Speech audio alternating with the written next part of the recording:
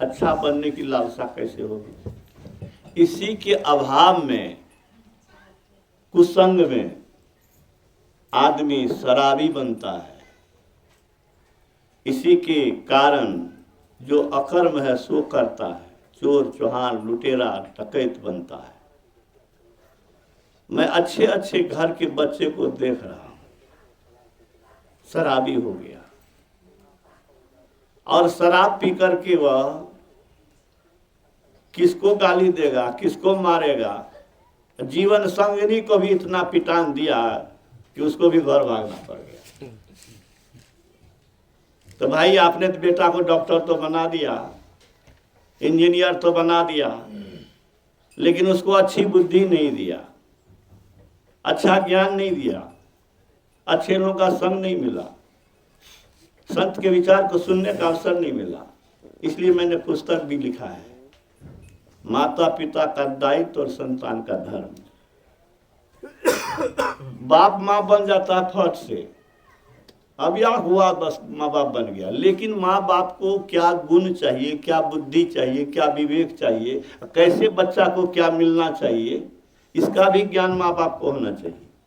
दूसरा, बच्चे को भी ज्ञान मिलना चाहिए कि माँ बाप क्या चीज है, माँ बाप की क्या महत्ता है। तो वो तो महान पुरुष के द्वारा आप सुनेंगे, शास्त्र के द्वारा पढ़ेंगे।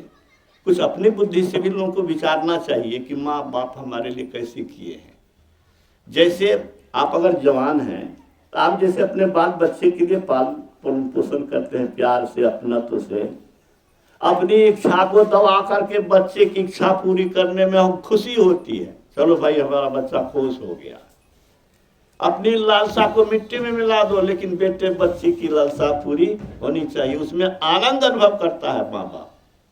लेकिन वही माँ बाप जब बूढ़ा हो जाता है, तुम जब जवान होते हो, तो उसके साथ कैसा डीलिंग हो रहा है अभी समाज में, बड़ी दुर्दशा है।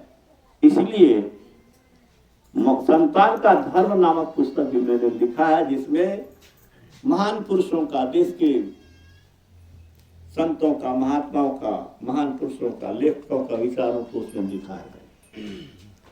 भारत के राष्ट्रपति हुए कलाम साहब, उसने क्या कहा, ये सरकारी संस्था, सरकारी स्कूल और सरकारी कानून, ठीक है, अच्छे नागरिक पैदा नहीं कर सकते। सब पैदा कौन करेगा?